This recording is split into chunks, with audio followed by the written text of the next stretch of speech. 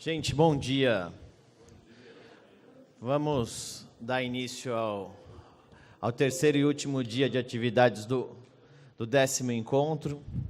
Sempre é válido agradecer a presença, e não só a presença, eu acho que, como eu tenho falado com muitos de vocês, a disposição do diálogo que esse evento está demonstrando, né? Acho que todos nós podemos, no dia a dia, a gente sabe que são várias as questões, são várias, às vezes, as diferenças, mas, pelo menos para nós, está ficando a impressão que, se algum legado esse encontro está deixando, é impressionante como a gente está conseguindo conversar, respeitar o nosso interlocutor e, ao mesmo tempo, tentar construir uma ponte mais... Na verdade, fortalecer as vigas de sustentação de uma ponte que está sendo criada já há 10 anos, né? Então, isso é uma conquista que eu queria agradecer, e, mais do que isso, dizer que ela é uma conquista de todos nós que militamos nessa área de justiça, segurança pública, em sentido mais amplo, como o nosso presidente, recém-eleito presidente do Conselho de Administração do Fórum, o Paulo Sete Câmara, que está aqui do lado, que eu pedi para que viesse na abertura exatamente por isso. Segurança pública não é só polícia, por certo, também é polícia, mas envolve múltiplos atores, múltiplas instituições, múltiplos poderes, e às vezes a gente fica sem saber ao certo o que é e como fazer segurança pública no Brasil, mas a gente está dando mostras aqui que talvez a dificuldade, como a gente vai conversar, é grande, mas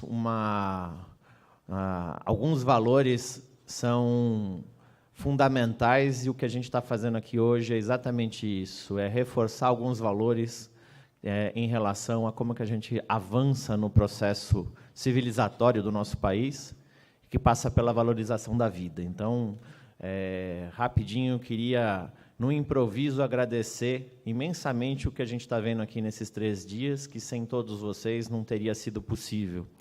E aí, antes de abrir, eu queria passar, eventualmente, para o Sete fazer uma saudação inicial, e para a Samira Bueno também, que está no bastidor viabilizando esse encontro até agora, mas sempre não subiu aqui, mas foi ela a grande responsável para que tudo desse certo, as coisas acontecessem, enfim, que a gente pudesse vir aqui comemorar esse diálogo, essas pontes, para que as coisas que também, eventualmente, alguns ruídos, a gente também assume que organizar um evento dessa magnitude não é possível a perfeição, e a forma até da gente se blindar para que tudo dê certo é não assumir que vai dar tudo certo. E aí, assim, a Samira cuidou de tudo com muito carinho, mas, sobretudo, com muita força de vontade para transformar isso no que a gente está conseguindo ver aqui.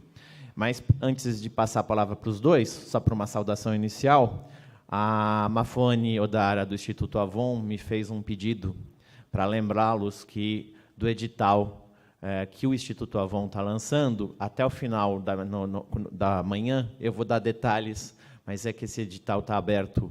Você quer falar um pouco? Você quer levantar e falar depois aí um pouquinho? A Samira fala, ela dá os detalhes. Mas, Samira, fala, depois a gente passa para uma saudação final do Sete, tá. E aí eu retomo. Bom dia a todas e todos. Só um parênteses. Eu não fui a única responsável, todo mundo ajudou muito, e eu queria agradecer a equipe toda do Fórum, que foi maravilhosa nesse processo. Então, por favor... Eles estão ali todos no fundo, super tímidos, encostadas na parede, algumas delas, Amanda, Marina. Enfim, a equipe ralou bastante, acho que provavelmente vocês conhecem muitos deles, e acho que vale o reconhecimento, que a gente só conseguiu colocar esse evento de pé por causa do comprometimento dessas pessoas.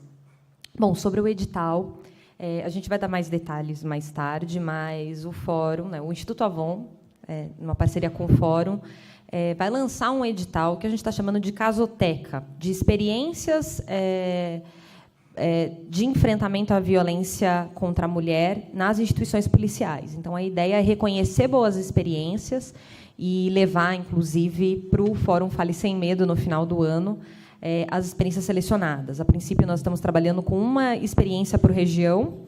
Enfim, é um piloto ainda, mas vai ser muito bom se a gente puder dialogar um pouco mais com vocês, especialmente os policiais e as policiais, para avaliar quais são os critérios que a gente vai utilizar para avaliar quais são essas experiências que a gente deveria considerar bem-sucedidas. Então, tem um lado de reconhecimento dessas práticas e tem um lado de aprendizagem organizacional, né? Então, como, de repente, uma experiência do interior do Tocantins pode servir de exemplo para outros policiais pelo país.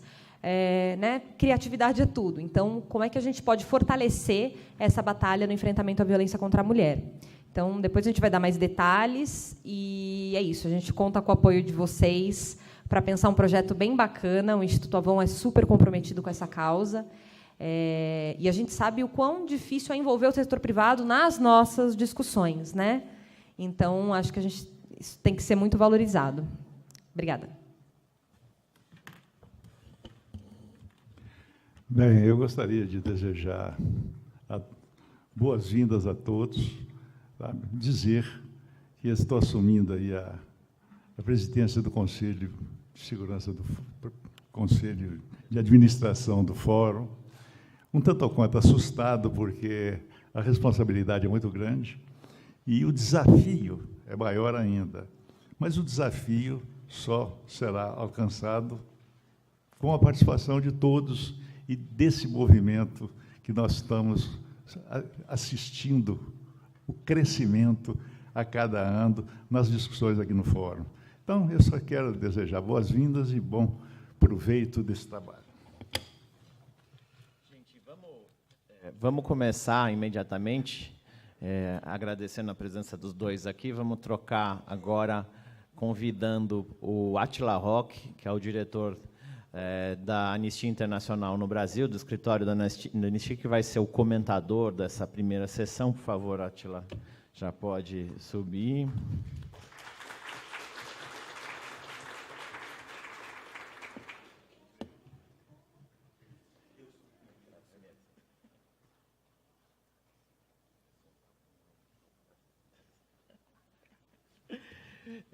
Eu estava comentando, que ele pode sentar, estava comentando antes de chamar os dois, só para manter a informalidade, que não estava no protocolo nem chamar o Sete, nem chamar a Samira aqui. Depois eu vou levar uma bronca dos dois.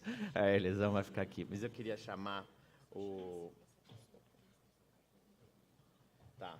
Um recado aqui antes. Josemilton Martins dos Santos está aqui na plateia?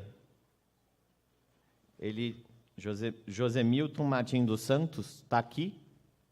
Não está, tá? Ah, sua carteira estava lá.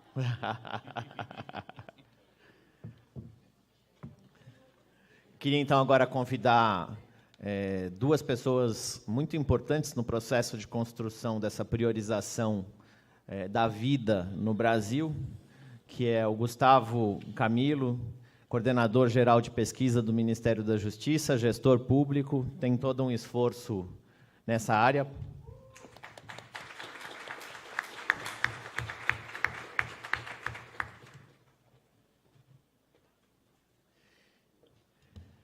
E que vai falar um pouco sobre os diagnósticos que estão sendo produzidos para ajudar o Ministério da Justiça nesse trabalho.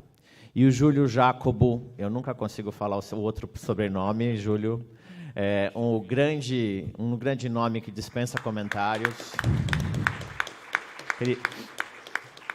criador do Mapa da Violência.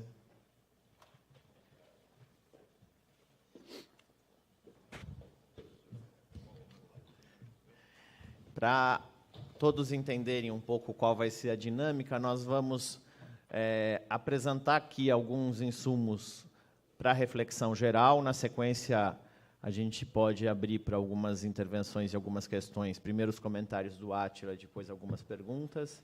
Depois nós vamos ter uma segunda mesa de apresentação com o Egbert Batista, secretário do Tribunal de Contas da União, e também com a Úrsula... não, tem mais... Antes... Depois nós vamos ter a Úrsula Pérez, da USP, que também fazendo uma discussão. E, ao final, eu vou apresentar o porquê que a gente sistematizou em em 7 medidas emergenciais. Mas é só para que a gente consiga alinhar um pouco todos os debates que nós estamos aqui fazendo. Mas eu queria passar para uma intervenção de 20, 25 minutos do Gustavo. Você tem um microfone aí ou você quer fazer em pé? Tá.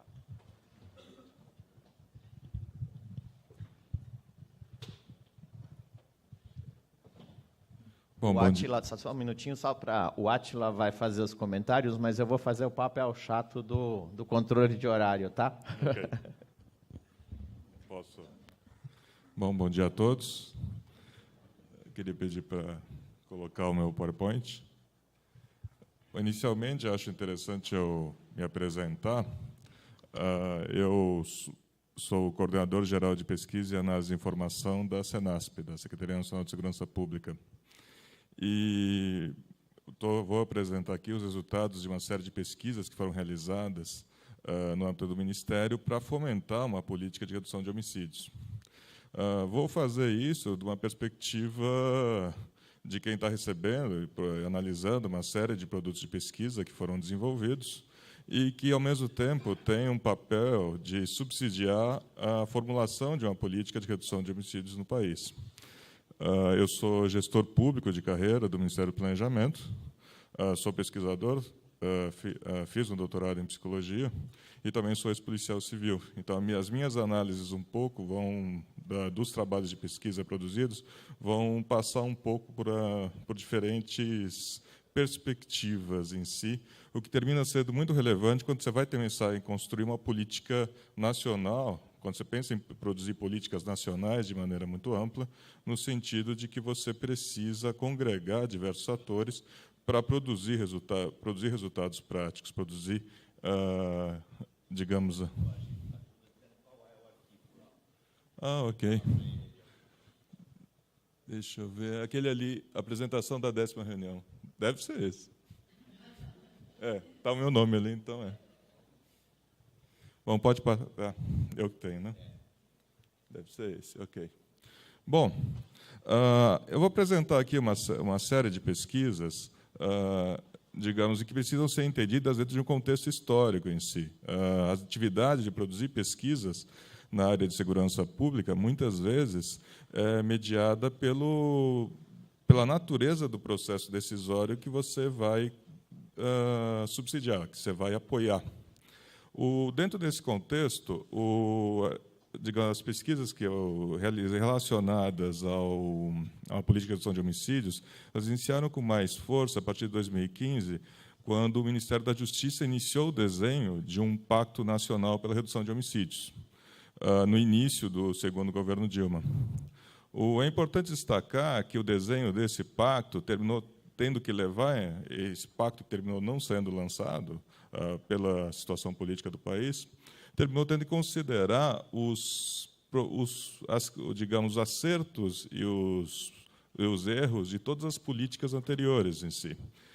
Dentro desse contexto, o desenho do pacto terminou tendo que considerar as iniciativas de 2011, na gestão do ministro José Eduardo Cardoso, do Ministério da Justiça,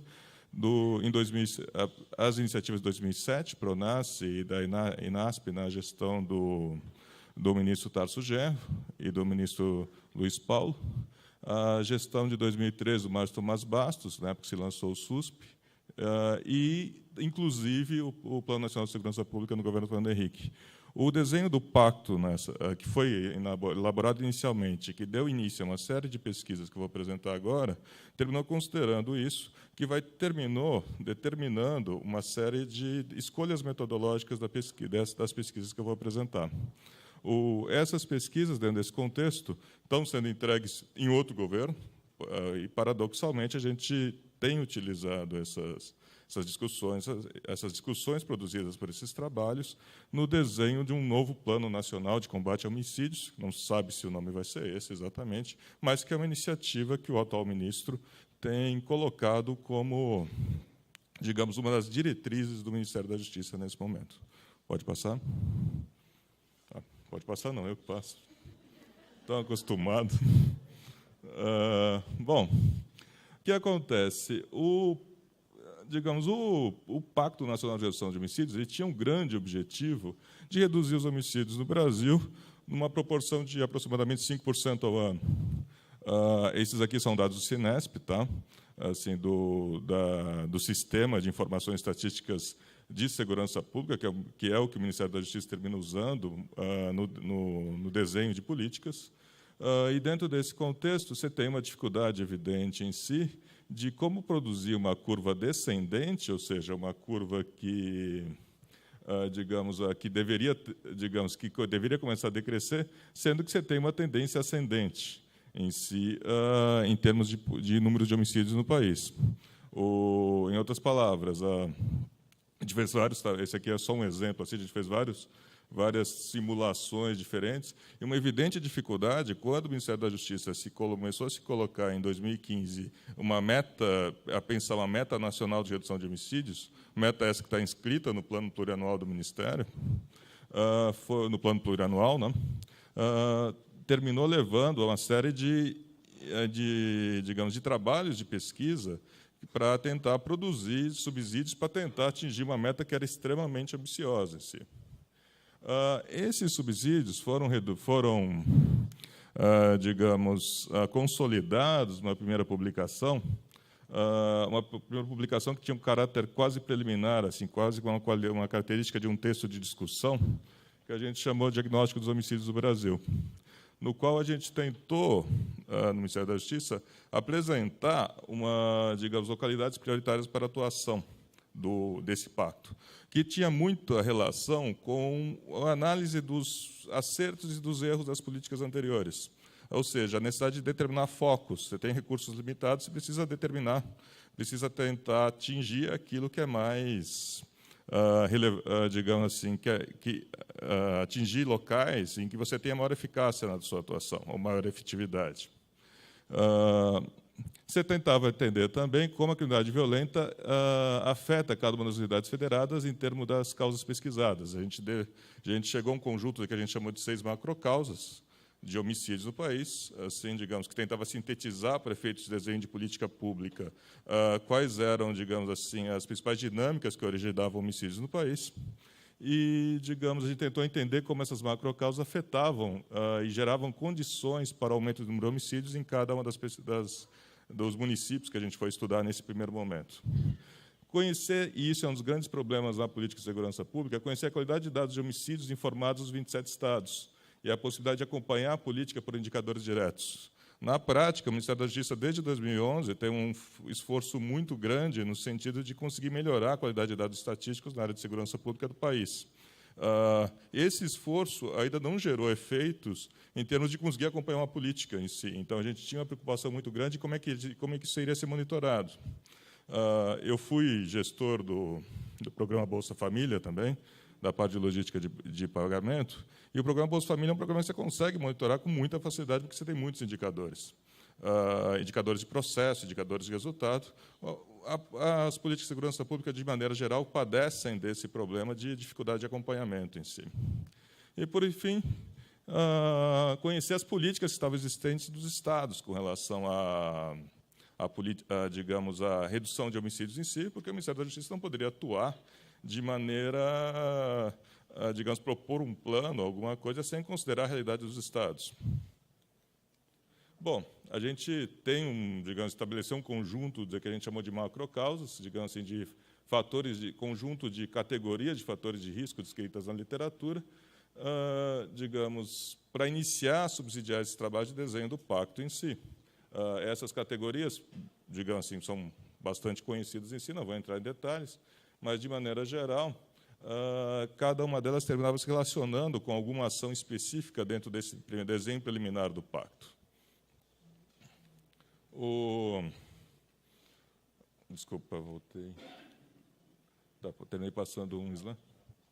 Para lá. Tá. Essa publicação, então, ela tentou mostrar esses indicadores, a distribuição de indicadores de fatores de risco, nos 81 municípios que preliminarmente seriam eleitos para esse Pacto Nacional de Redução de Homicídios. Considerando, dentro desse contexto, que esses 81 municípios eram um recorte das 27 capitais dos estados e dos municípios cujo número absoluto de ocorrências de homicídio era superior a 100. Tinha uma série de estudos para chegar nesse desenho em si, não vou entrar nessa discussão, até porque o pacto não terminou não saindo naquele desenho, mas, em resumo, foram tentativas de tentar criar indicadores para acompanhamento de uma política que talvez devesse durar 15 anos. Em outras palavras, se a gente for pegar uma meta de 5% ao ano, a gente iria atingir indicadores de números de taxas de homicídios, digamos, mais civilizados, digamos assim, talvez em 15 anos. Dentro desse contexto, teve toda uma discussão dentro do Ministério de como criar indicadores para acompanhar esse fenômeno como uma política de Estado, por muitos anos. O segundo problema era evidente, e aí sim, digamos assim, que aí foi para a segunda parte, que aí eu vou apresentar os resultados, digamos assim, como prosseguir isso num nível intramunicipal. Ou seja, dentro desses 81 municípios que tinham sido desenhados para esse pacto, como é que a gente iria fazer para, digamos, desselecionar áreas dentro desses municípios? E aí você tem uma dificuldade muito grande de acesso a dados em si. Aqui, por exemplo, a gente pediu para os estados enviarem para a gente os dados georreferenciados das ocorrências de crime, de homicídio, de outros crimes, para tentar desenhar o que a gente chama de mancha de calor, ou de mapa de Kernel, digamos, mapas que indicam onde acontecem mais homicídios. A maior parte dos estados não tinham esses dados em si. Esses aqui estão dessas cidades, dessas 81 cidades. Isso aqui, essa mancha aqui que está em rosa, essa mancha que está azul aqui foi quem enviou, e a mancha que está amarela, inclusive, é quem não enviou dados, ou seja, foi solicitado os dados, talvez a gente tivesse os dados, mas não encaminhou para a gente. E uma frente em si, que a gente chamou mais de frente quantitativa de análise em si, que a gente prosseguiu no Ministério e que a gente prossegue até hoje em si, para subsidiar uma nova política nesse momento. E também,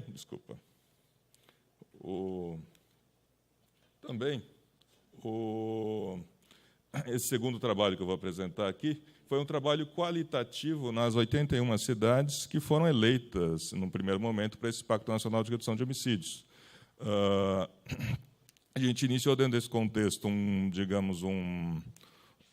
trabalho que hoje eu vou apresentar agora e que, nesse momento, chegou a aproximadamente 78%, salvo engano, de conclusão. Em si, ainda faltam 2 universidades entregar os trabalhos. Sobre o trabalho de quantitativo em si, a gente, só para ilustrar, a gente recebeu os dados dos estados e iniciamos a fazer um trabalho de construção dos mapas de mancha de calor, aqui no caso especificamente do Rio de Janeiro. Esses dados, ainda que a gente tenha recebido de aproximadamente metade dos homicídios do Brasil, a gente tem grandes problemas de qualidade em si. Então, a gente terminou tendo